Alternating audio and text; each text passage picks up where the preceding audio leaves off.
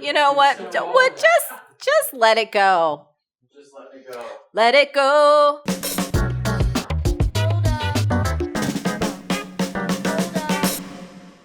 Hey, it's Marie Forleo, and you are watching Marie TV, the place to be to create a business and life you love. Now, if you've ever wondered, gosh, I have all this knowledge that the world really needs, but how do I convince people to pay me for it? This episode is for you. This question comes from Lauren, who wrote to us on Facebook and asked, how do I turn my sustainable food knowledge, which the world needs, into a full-time livelihood? I'm not thinking of an individual coaching business. I believe it would be more useful for institutions like schools, hospitals, and jails, and businesses like restaurants or hotels. How do I convince them to pay me for my insight and advice? Lauren, this is a fantastic question, and I love the topic of food sustainability because, I'm sure you know this, 1/3 of all food produced worldwide gets lost or wasted. That is an insane amount of waste, especially when there are hundreds of millions of people who go hungry every single day. However, here's the truth, Lauren. Nobody wants to pay you for your knowledge. Oh, damn!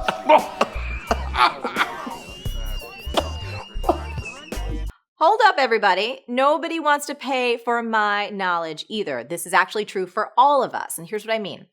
One big mistake that new entrepreneurs make is they focus on how can I get people to pay me money for my skills, my gifts, my products, etc., rather than focusing on how can I give people a solution to a problem they already have.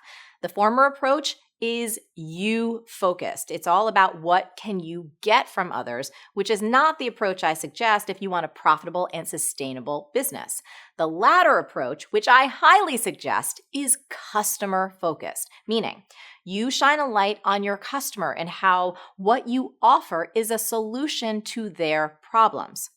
Problem, solution. It's a very simple framework that works for any successful business. Now, of course, your market also has to be willing to pay to solve those problems. And to figure that out, follow these 2 steps. Number 1, ask. So the very best way to find out what problems your market is having is by asking them. Don't guess, don't assume, ask. So go out there and talk with restaurant owners and hospital administrators and anyone else that you're thinking of serving. Find out from them, what are their frustrations and their challenges right now when it comes to food cost or maybe food sourcing. This is your area of expertise, Lauren, so I am certain that you can come up with customer-focused questions that'll help you better understand the challenges these businesses are facing right now. And also ask them about their goals and their dreams. So what are they hoping to accomplish over the next 12 or 24 or 36 months? When you do this, your entire focus needs to stay on them. Really listen to everything they have to say. Take notes. And even after they're done talking, pause for a moment and then ask, is there more? You know, most of us are so rarely listened to that this one question can unleash a flood of customer insight that you just wouldn't have gotten if you didn't ask.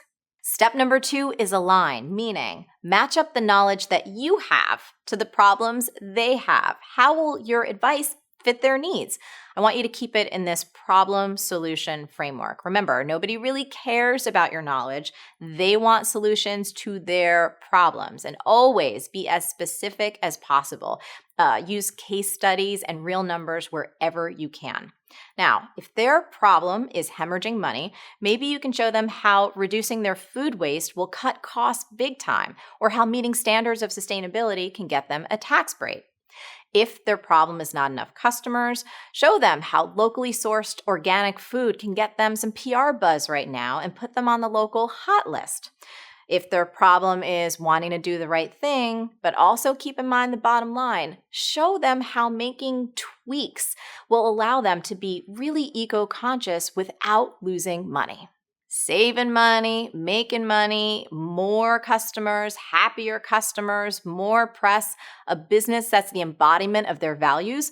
Those are all very concrete outcomes that people will be willing to pay for, but only if you can demonstrate how what you offer can help achieve those results.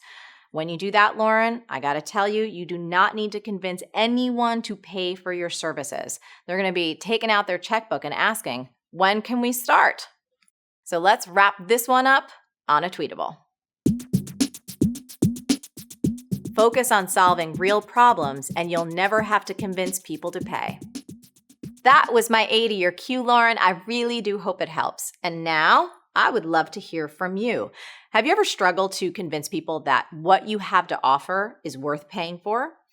What specific step from this episode can help you make that shift? Now, as always, the best conversations happen after the episode over at marieforleo.com. So head on over there and leave a comment now. Now, once you're there, be sure to subscribe to our email list and become an MF Insider. You'll get instant access to a powerful audio training called How to Get Anything You Want. You'll also get some exclusive content and special giveaways and personal updates from me that I just don't share anywhere else. Stay on your game and keep going for your dreams because the world needs that special gift that only you have. Thank you so much for watching, and I'll catch you next time on Marie TV. Ready to find your voice and sell with heart? We'll show you how. Get started now with our free writing class at thecopycure.com. Side effects include enlarged profits.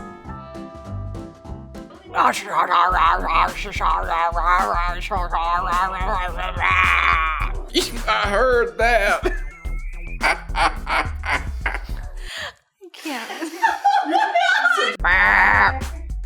That was like a big truck fart. Oh!